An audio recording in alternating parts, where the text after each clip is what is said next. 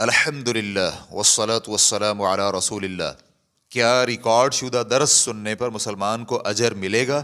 سوال کیا گیا ہے۔ محترم، میں آپ کی کیسٹیں بہت زیادہ سنتا ہوں، اسی طرح محدث البانی رحمہ اللہ، امام الشیخ ابن باز اور ابن عثیمین رحمہم اللہ کی کیسٹیں بھی سنتا ہوں، ان سے مجھے بہت فائدہ ہوتا ہے۔ تو شیخ محترم، کیا مجھے ان کیسٹوں کے سننے پر اجر ملے گا؟ الجواب بعون اللہ سبحانہ وتعالی۔ حصول علم افضل ترین اعمال میں شامل ہے۔ اپنی زندگی کے قیمتی اوقات کو صرف کرنے کے لیے حصول علم کا انتخاب بہترین آپشن ہے اور جنت کی جانب جانے والا بہترین راستہ ہے۔ ابن مسعود رضی اللہ عنہ کہتے ہیں، حصول علم نماز کی طرح بدنی عبادت ہے۔ ریفرنس کے لیے دیکھیے جامع بیان العلم جلد نمبر 1 صفحہ نمبر 104۔ سفیان ثوری رحمہ اللہ کہتے ہیں، فرائض کے بعد حصول علم سے افضل کوئی عمل نہیں ہے۔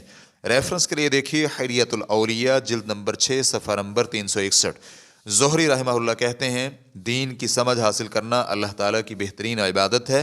ریفرنس کے لیے دیکھیے جامع بیان العلم جلد نمبر 1 صفحہ نمبر 119۔ اسی طرح عبداللہ بن وہب رحمہ اللہ کہتے ہیں کہ میں مالک بن انس کے پاس تھا تو ظہر یا عصر کی نماز کا وقت ہو گیا اور میں انہیں پڑھ کر سنا رہا تھا اور ان کے سامنے موجود علمی کتب دیکھ رہا تھا۔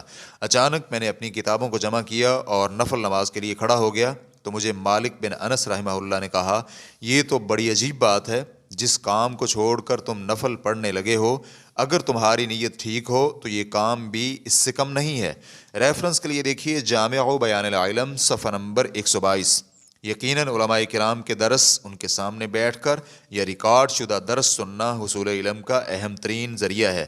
الحمدللہ عصر حاضر میں علماء کرام کے لیکچر سے استفادہ کرنے کے بہت سے ذرائع میسر ہیں۔ ان ذرائع میں سے کیسٹیں اور ریکارڈنگ کے دیگر ذرائع بھی ہیں۔ ریکارڈ شدہ دروس سننے کے متعدد فوائد ہیں۔ نمبر 1، طلبہ کی توجہ اور غور سے سننے پر تربیت ہوتی ہے، جو کہ بہت ہی اچھا عمل اور اخلاقی عمل ہے۔ اس سے طالب علم کو دوسروں سے سننے کی چاہت پیدا ہوتی ہے اور اس میں خود آگے آ کر بات کرنے کی تمنا ختم ہو جاتی ہے۔ جیسے کہ سفیان ثوری رحمہ اللہ کہتے ہیں، حصول علم کا پہلا ادب غور سے سننا، پھر یاد کرنا اور پھر اس پر عمل کرنا اور پھر اسے آگے پھیلانا ہے۔ ریفرنس کے لیے دیکھیے روضۃ العقلاء صفحہ نمبر 34۔ نمبر 2، اگر ایک بار سننے سے بات سمجھ میں نہ آئے تو عالم کی بات کو دوبارہ سے سننے کی سہولت ہوتی ہے، چنانچہ دوسری یا تیسری بار سننے سے بات واضح ہو جاتی ہے۔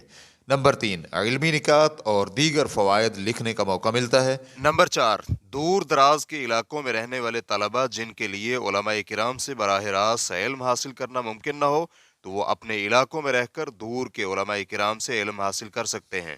اس وقت علماء کرام کے ریکارڈ شدہ دروس کی تعداد ہزاروں میں ہے، جن کی وجہ سے تشنگان علم کے لیے وقت، محنت اور دولت کی بچت یقینی ہے۔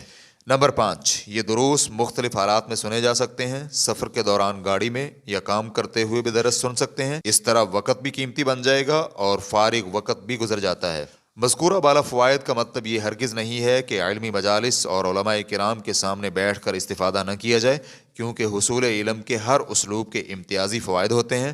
سمجھدار طالب علم علماء کرام سے ملنے کے قیمتی لمحات کو غنیمت سمجھتا ہے اور جانتا ہے کہ کس طرح باغ کے مختلف پھولوں سے خوشبو حاصل کرنی ہے۔ ہم اللہ تعالیٰ سے امید کرتے ہیں کہ اللہ تعالیٰ فضل اور کرم فرماتے ہوئے ریکارڈ شدہ دروس سننے والوں کو بھی اجر عطا فرمائے گا، ان پر سکینت نازل کرے گا اور انہیں اپنی رحمت میں شامل فرمائے گا۔ جیسے کہ مشہور حدیث مبارکہ میں ہے کہ کوئی بھی قوم اللہ تعالیٰ کے گھروں میں سے کسی گھر میں جمع ہو کر اللہ کی کتاب پڑھیں اور ایک دوسرے کو پڑھائیں تو ان پر سکینت نازل ہوتی ہے، انہیں رحمت ڈھانپ لیتی ہے اور فرشتے انہیں اپنے گھیرے میں لے لیتے ہیں۔ نیز اللہ تعالیٰ ان کا تذکرہ اپنے پاس مخلوقات میں فرماتا ہے۔ ریفرنس کے لیے دیکھیے مسلم حدیث نمبر 2699۔ واللہ تعالی اعلم۔ اسلام QA ریکارڈنگز مؤسسۃ الشیخ محمد صالح المنجد، المملکۃ العربیۃ السعودیہ، فتویٰ نمبر 98205۔ والسلام علیکم ورحمۃ اللہ وبرکاتہ۔